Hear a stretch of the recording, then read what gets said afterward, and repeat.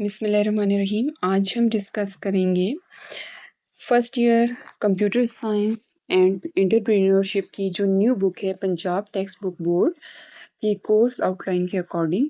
तो उसका first chapter हम डिस्कस करेंगे। उससे पहले हम इसका जो टेबल ऑफ कंटेंट्स है उसको देख लेते हैं। जो फर्स्ट चैप्टर है वो है introduction to software development, second है पाइथन प्रोग्रामिंग, थर्ड है algorithms and problem solving, fourth है कंप्यूटेशनल स्ट्रक्चर्स, फिफ्थ है डेटा एनालिटिक्स, सिक्स्थ है इमर्जिंग टेक्नोलॉजीज, सेवन्थ है legal and ethical aspects of computing system, eighth है online research and digital literacy, ninth है entrepreneurship in digital age. Then book के last में answers मौजूद हैं।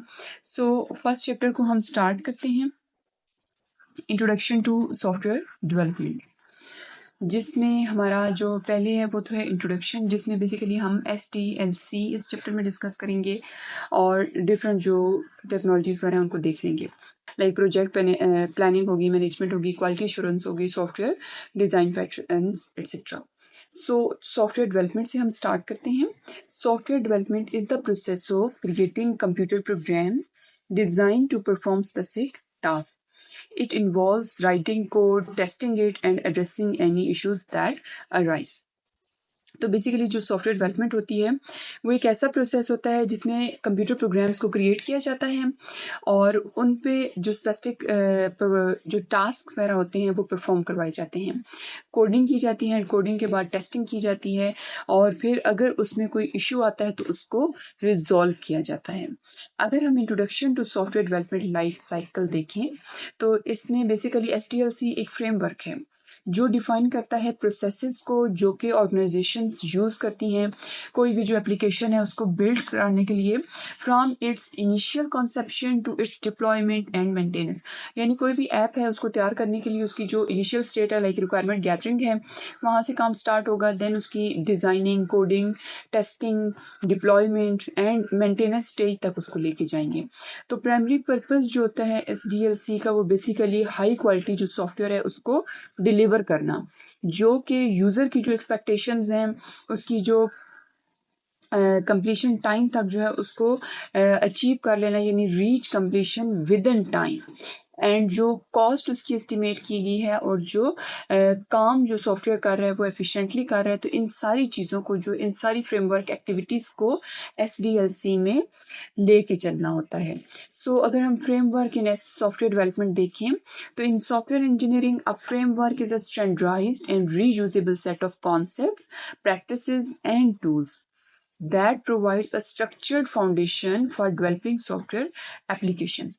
तो सॉफ्टवेयर इंजीनियरिंग में बेसिकली एक स्टैंडर्डाइज्ड और reusable set of concepts, practices या टूल्स हैं जो कि प्रोवाइड करती हैं एक structured foundation for developing software application. Software application को डेवलप करना है तो उसके लिए जो है वो हमारे पास स्टैंडर्डाइज्ड या रीयूजेबल सेट ऑफ कॉन्सेप्ट्स मौजूद होते हैं, प्रैक्टिसेस होती हैं, टूल्स होती हैं जिनको यूज़ किया जाता है और फाइनल जो हमारी एप्लीकेशन होती है उसको हम अचीव कर लेते हैं।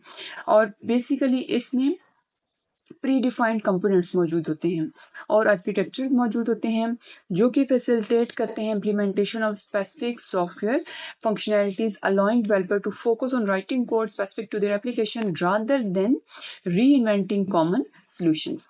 अब इसमें बेसिकली क्या होगा कि जो डेवलपर होगा उसका फुल फोकस किस चीज़ पे होगा, जो प्रॉब्लम, स्पेसिफिक प्रॉब्लम उसको गिवन है उससे रिलेटेड वो कोड बनाएगा, उसको टेस्ट करेगा, उस पे काम करेगा और रादर देन कि वो री इन्वेंट करना शुरू कर दे, जो पहले से बने बनाए सॉल्यूशंस हैं वो उन पे दोबारा काम करने शुरू कर दे। तो बने बनाए जो पैटर्न्स हैं, जो प्री डिफाइंड चीज़ें हैं वो उनको रीयूटिलाइज करेगा। यहाँ पे कॉन्सेप्ट है जिसको बोलते हैं dry concept, do not repeat your self, यानी आप अपना टाइम वेस्ट ना करो, जो बनी बनाई चीज़ है, जो प्री डिफाइंड कंपोनेंट्स मौजूद है उनको रीयूटिलाइज कर लो।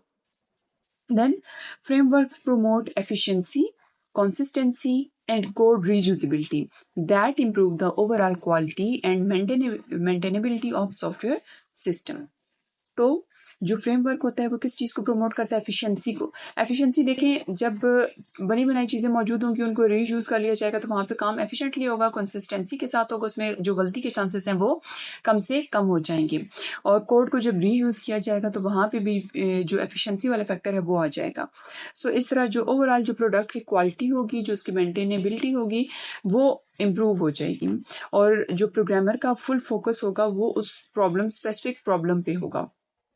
अगर हम इसकी एग्जांपल देखें, तो अगर हमें एक वेबसाइट क्रिएट करनी है, तो अगर वेबसाइट क्रिएट करनी है और हम उसका कोड ज़ीरो से लिखना स्टार्ट कर दें, यानी बिल्कुल उसको स्क्रैच से स्टार्ट करें, तो उस पे बहुत ज़्यादा टाइम लग सकता है। तो उस चीज़ को सेव करने के लिए you can use a framework like Django for websites. Django comes with ready-made features like user login, database management and page templates. तो इस तरह के बने बनाए जब पैटर्न्स यूज़ किए जाएंगे, रेडीमेड फॉर्मेट्स को यूज़ किया जाएगा, तो हमारा जो टाइम है वो सेव होगा, प्लस कॉस्ट सेव होगी। जो एस्टिमेटेड कॉस्ट होगी, विद इन दैट कॉस्ट जो है हमारा प्रोजेक्ट कंप्लीट हो जाएगा। एक्स्ट्रा जो हमें टूल्स वगैरह हैं, जो एक्स्ट्रा हमारे पास जो बर्डनाइज नहीं होंगे। सो stages involved in SDLC. The SDLC is an organized method for developing software that ensures it meets quality standards and functions properly.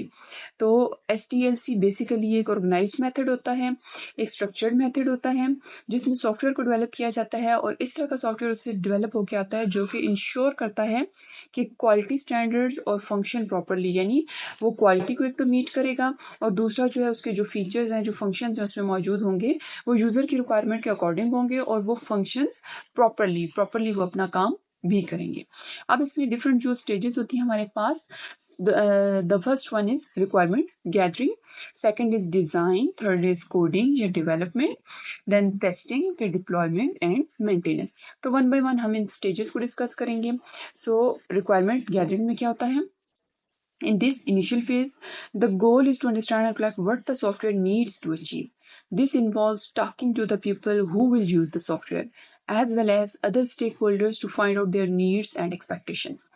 ये इनिशियल फेज है जिसमें गोल क्या होता है कि अंडरस्टैंड करना और कलेक्ट करना, what the software needs to achieve, यानी सॉफ्टवेयर में क्या चीज़ें मौजूद होनी चाहिए, उस चीज़ को डेवलपर अंडरस्टैंड करता है या उन चीज़ों को कलेक्ट कर लेता है, और उसमें क्या है कि वो डिफरेंट लोगों से बातचीत करता है सॉफ्टवेयर से रिलेटेड।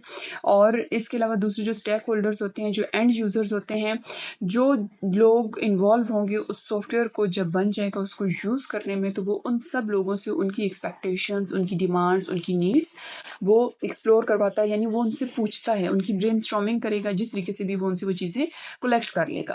देन अगर हम की पॉइंट्स देखें तो इसमें इंटरव्यूज़ होते हैं, सर्वेज होते हैं, ऑब्जर्वेशंस होती हैं, डॉक्यूमेंट रिव्यूज़ होते हैं, इसके अलावा क्वेश्चनियर हो सकते हैं, यानी डिफरेंट मेथड्स होते हैं। अगर हम इंटरव्यूज़ एंड सर्विस की बात करें तो इंटरव्यूज़ में बेसिकली क्वेश्चंस पूछे जाते हैं और यूज़र से उसका फीडबैक जो होता है वो कलेक्ट कर लिया जाता है, या सर्वे फॉर्म भी जो होते हैं उसमें भी बहुत सारे क्वेश्चंस मौजूद होते हैं, और वो लोगों में लाइक पम्फलेट तकसीम कर दिए जाते हैं।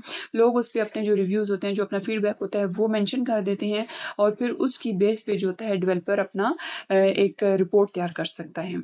सो ऑब्जर्वेशन में अगर हम जाएँ तो ऑब्जर्वेशन में क्या होगा कि लोगों को उस कंपनी में जो एग्जिस्टिंग सॉफ्टवेयर पे काम कर रहे हैं उनको काम करते हुए एक्चुअल में जाके फिजिकली वहाँ पे बैठ के देखना, that is observation.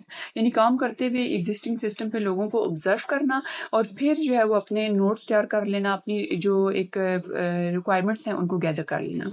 Watching how users interact with current system to identify problems and opportunities for improvement, कि हमने क्या करना है और पहले क्या हो चुका है। देन आता है जी document review, looking at existing documents such as reports and user manuals to gather additional information about the requirements. तो बेसिकली रिक्वायरमेंट्स को जानने के लिए एग्जिस्टिंग जो डॉक्यूमेंट्स होती हैं उनको देखा जाता है, जैसे रिपोर्ट्स हो सकती हैं, यूज़र मैनुअल्स हो सकते हैं, या फिर एडिशनल इन्फॉर्मेशन हासिल की जाती है और उनको एक रिटन फॉर्म में लाइक SRS तैयार कर ली जाती है, सॉफ्टवेयर रिक्वायरमेंट स्पेसिफिकेशन, और उसमें जो होता है वो रिक्वायरमेंट्स को मैंशन कर दिया जाता है। अब हमारे पास जो रिक्वायरमेंट्स होती हैं बेसिकली वो टू टाइप्स की होती हैं, first one is functional and the second one is non functional requirement. So अगर हम फंक्शनल रिक्वायरमेंट्स को देखें तो functional requirement describes the specific behaviours और functions of a system. These requirements outline what the system should do and include tasks, services and functionalities that the system must perform. तो basically इसमें क्या होता है functional requirement में कि जो system के स्पेसिफिक बिहेवियर्स हैं, बेसिकली हमें अपने सिस्टम में कौन से फीचर्स शामिल करने हैं, कौन सी हमारा सिस्टम सर्विसेज प्रोवाइड करे, कौन सी चीज़ें उसमें मौजूद होनी चाहिए, तो वो सारी हमारे पास फंक्शनल रिक्वायरमेंट्स हैं, जिसमें टास्क हैं, सर्विसेज हैं या फंक्शनैलिटीज़ हैं that the system must perform. जिस तरह इसकी एग्जांपल अगर हम देखें तो कोई बड़ा इवेंट है, लाइक किसी की वेडिंग अगर हम प्लान कर रहे हैं, तो उसमें प्रेफरेंसेस क्या होते हैं कि ब्राइड और ग्रूम, तो developers need to know what the users want from the software, यानी वो क्या चाहते हैं, उनकी क्या डिमांड्स हैं, बेसिकली उस चीज़ पे फोकस किया जाता है।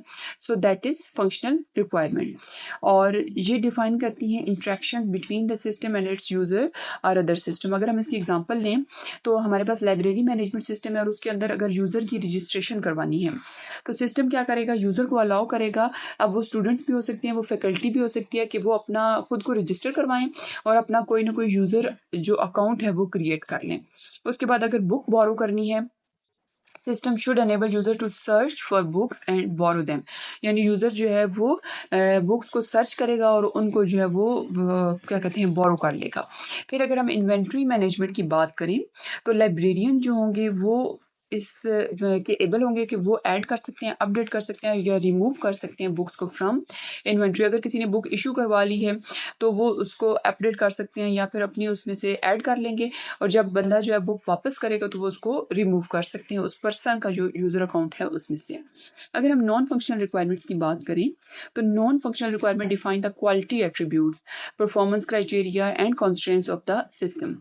These requirements specify how the system performs a function rather than what the system should do.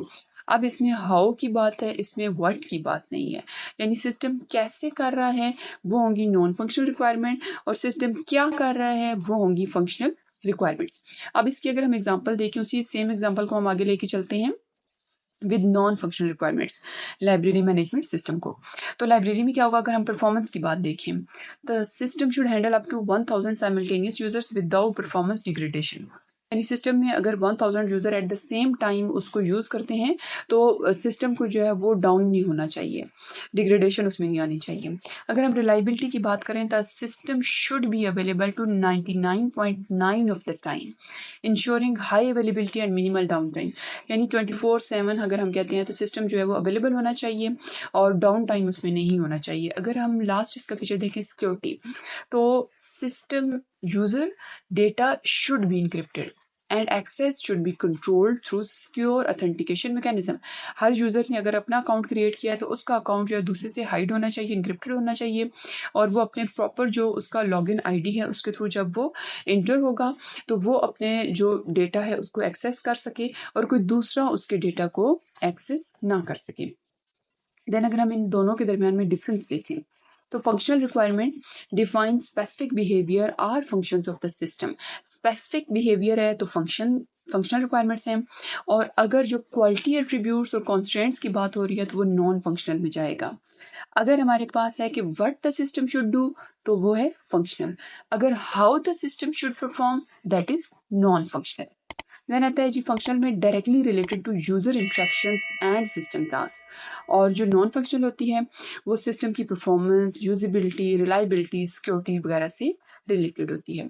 सो इस लेक्चर में हम इतना ही डिस्कस करेंगे। नेक्स्ट जो हमारा SDLC का पार्ट होगा उसमें हम डिज़ाइन फेज से अपने लेक्चर को कंटिन्यू करेंगे। So thanks for watching this video and don't forget to like, share and subscribe Tech and CS.